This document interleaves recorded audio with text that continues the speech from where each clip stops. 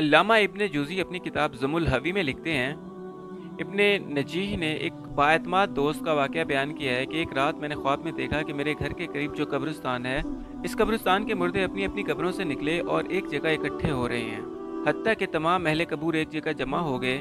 پھر انہوں نے گریہ اوزاری شروع کر دی اور گر گڑا کر دربار الہی میں دعا کرتے ہیں کہ یا اللہ فلاں عورت جو صبح مر گئی ہے ہمارے قبرستان میں دفن نہ ہو، یا اللہ ہمیں اس سے بچا لے۔ یہ گریہ اوزاری سن کر میں نے ایک مردے سے پوچھا ماجرا کیا ہے، تم کیوں یہ دعا کر رہے ہو؟ اس عورت نے بتایا جو عورت آج صبح مری ہے جہنمی ہے، اگر یہ ہمارے قبرستان میں دفن کر دی گئی تو ہمیں اس کا عذاب دیکھنے میں تکلیف ہوگی، اس لیے ہم گریہ اوزاری کر رہے ہیں اور گر گڑا کر دعائیں مانگ رہے ہیں۔ یہ سن کر میں بیدار ہو گیا اور سخت متعجب ہوا۔ صبح ہوئی تو قبرستان کی طرف نکلا اور دیکھا کہ گور کن قبر کھودنے والے قبر کھود چکے ہیں۔ میں نے ان سے پوچھا یہ کس کے لیے بنائی گئی ہے؟ انہوں نے بتایا کہ ایک مالدار تاجر کی بیوی فوت ہو گئی ہے، یہ اس کے لیے قبر کھودی گئی ہے۔ میں نے ان کو رات والا منظر بتا دیا۔ قبر کھودنے والے نے واقعہ سن کر قبر بند کر دی۔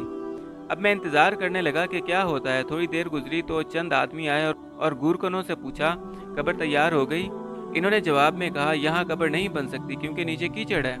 وہ آدمی یہ سن کر دوسرے ڈیرے پر چلے گئے، چونکہ وہاں بھی خواب والی بات پہنچ چکی تھی، اس لیے انہوں نے بھی قبر کھودنے سے انکار کر دی۔ پھر وہاں سے وہ آدمی کسی دوسری قبرستان میں گئے اور وہاں قبر بنوائی۔ پھر میں جنازے کی آمد کا انتظار کرنے لگا۔ پھر اچانک شور اٹھا کہ جنازہ آ رہا ہے۔ میں بھی جنازے کے ساتھ ہو گیا۔ جنازے کے ساتھ ایک جم غفیر تھا۔ میں نے جنازے کے پیچھے ایک خوب روح نوجوان کو دیکھا۔ میرے پوچھنے پر مجھے بتایا گیا کہ عورت کا بیٹا ہے، اس کی اور اس کے باپ کی تعزیت کی جا رہی تھی۔ جب میت دفن کر دی گئی تو میں ان دونوں کے قریب گیا اور کہا میں نے رات ایک خواب دیکھا ہے، اگر اجازت ہو تو بیان کر دوں۔ یہ سن کر باپ یعنی مرنے والے کے خامد نے کہا مجھے خواب سننے کی ضرورت نہیں، لیکن لڑکے نے کہا سنائیے۔ میں اسے تخلیہ میں لے گیا اور خواب بیان کر دیا۔ پھر اس نے کہا تجھے چاہیے کہ تو اس بات کی تفتیش کرے اور وجہ معلوم کرے کہ کیوں قبر والوں نے گڑ گڑا کر دعائیں کی ہیں۔ اس نوجوان نے کہا اور تو مجھے کچھ معلوم نہیں، اتنا جانتا ہوں کہ میری ماں شراب نوشی کرتی تھی اور گانے سنتی تھی، نیز دیگر عورتوں پر بہتان لگایا کرتی تھی، مگر یہ افعال اتنے سنگین نہیں کہ بات یہاں تک پہنچ جائے کہ مردے بھی دعا کریں کہ یہ ہم میں دفن نہ ہو۔ ہاں ہمارے گھر ایک بوڑھی عورت ہے جس کی عمر 99 سال کی ہے، وہ میری ماں کی دائیا اور خدمتگار تھی، اگر آپ چاہیں تو چلیں، چل کر اس سے پوچھیں، شاید وہ میری ماں کا کردار جانتی ہو۔ پھر ہم دونوں اس نوجوان کے گھر گئے۔ اس نوجوان نے مجھے ایک بالا خانے میں داخل کر دیا، وہاں معمر خاتون بیٹھی تھی۔ اس نوجوان نے بڑھیا کو میری طرف متوجہ کیا۔ میں نے خواب بیان کر کے پوچھا اماں کیا تیرے پاس کچھ معلومات ہیں؟ یہ سن کر بڑھیا نے کہا میں اللہ سے دعا کرتی ہوں کہ وہ اسے بخش دے، وہ عورت بہت زیادہ بدکار تھی۔ اس پر نوجوان نے بڑھیا سے پوچھا کیا میری ماں شراب نوشی، گانا سننے اور عورتوں پر بہتان لگانے کے سوا بھی گناہ کرتی تھی؟ بڑھیا نے کہا بیٹا اگر تو برا نہ مانے تو میں بتا دیتی ہوں، کیونکہ اس آدمی نے جو خواب بیان کیا ہے یہ تیری ماں کے گناہوں کے سامنے معمولی ہے۔ یہ سن کر نوجوان نے کہا میں چاہتا ہوں کہ تو ہمیں بتائے تاکہ ہم ایسے کردار سے بچ جائیں اور عبرت حاصل کریں۔ یہ سن کر بڑھیا رونے لگی۔ خدا تعالیٰ جانتا ہے کہ میں کئی سال سے توبہ کر چکی ہوں اور مجھے امید تھی کہ تیری ماں بھی توبہ کر لے گی، مگر اس نے توبہ نہیں کی۔ اب میں تمہیں 3 کارنامے تیری ماں کے سناتی ہوں۔ تو اس بڑھیا نے اس عورت کے لڑکے کو مخاطب کر کے کہا تیری ماں بہت بڑی بدکار تھی، ہر دن 1-2 نوجوان اس کے گھر آتے تھے جن سے وہ اپنی خواہش پوری کرتی تھی، اور تیرا باپ بازار میں کام کرتا تھا۔ پھر تو جب جوانی کو پہنچا تو نہایت وجیہہ نوجوان تھا۔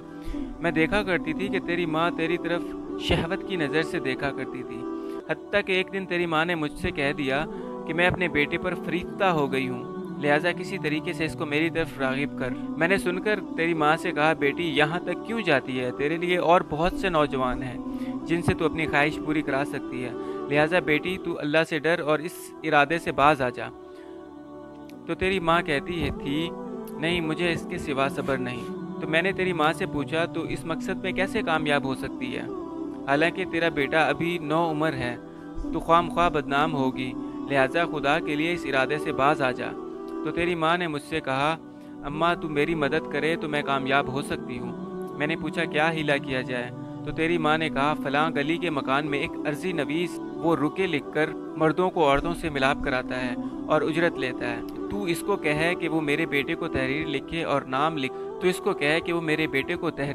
اور نام لیے بغیر کہے کہ ایک دوشیزہ تجھ سے عشق کی حد تک محبت کرتی ہے، وہ تجھ سے فلاں جگہ فلاں وقت ملاپ چاہتی ہے۔ اس بوڑھی عورت نے کہا میں نے ایسا ہی کیا، اور جب تجھے میں نے وہ خط دیا تو تو بھی فرشتہ ہو گیا۔ تو نے لکھ دیا کہ مجھے منظور ہے، فلاں وقت آ جاؤں گا، تو میں نے تیری ماں کو وہ خط لا کر دے دیا۔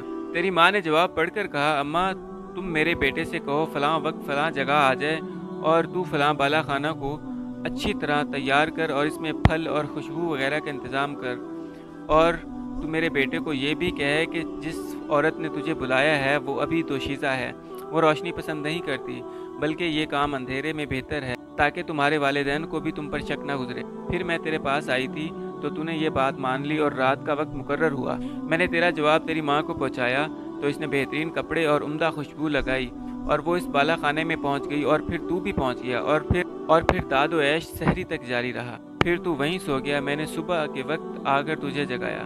پھر چند دنوں کے بعد تیری ماں نے مجھ سے کہا اماں میں اپنے بیٹے سے حاملہ ہو گئی ہوں، اب میں کیا کروں؟ تو میں نے کہا مجھے تو کچھ سمجھ نہیں آ رہی کہ تو کیا کرے، لیکن تیری ماں کسی ہیلے بہانے سے تجھ سے اپنی خواہش پوری کرتی رہی۔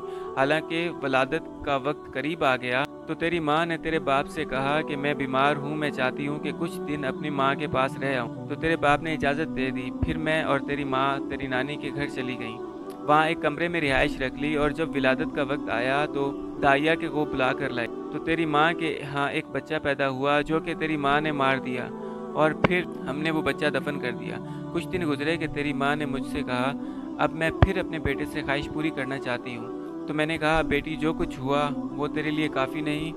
تو تیری ماں نے کہا مجھے صبر نہیں ہے، اور پھر اسی طرح سلسلہ شروع ہو گیا۔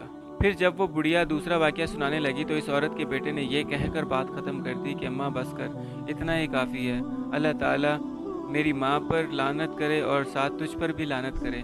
یہ کہہ کر وہ اٹھ کھڑا ہوا اور میں بھی اس کے ساتھ اٹھ کر آ گیا۔ اس واقعے سے اندازہ کیجئے کہ جب انسان کی شرم و حیا ختم ہو جائے تو وہ کس قدر پستی میں چلا جاتا ہے۔ ہمیں چاہیے کہ ہم اس واقعے سے سبق حاصل کریں اور اللہ تعالیٰ سے پناہ مانگیں۔ اللہ تعالیٰ ہماری حفاظت فرمائے، آمین یا رب العالمین۔ بہوالا ضم الحفی۔ اگر آپ کو ہماری یہ ویڈیو پسند آئی ہے تو اس چینل کو سبسکرائب کر لیجیے اور ساتھ موجود بیل آئیکن کو بھی پریس کر دیجیے تاکہ ہماری ہر نئی آنے والی ویڈیو کا نوٹیفیکیشن سب سے پہلے آپ کے پاس پہنچے۔ اپنا خیال رکھیے گا، اگلی ویڈیو تک کے لیے مجھے اجازت دیجیے، اللہ حافظ۔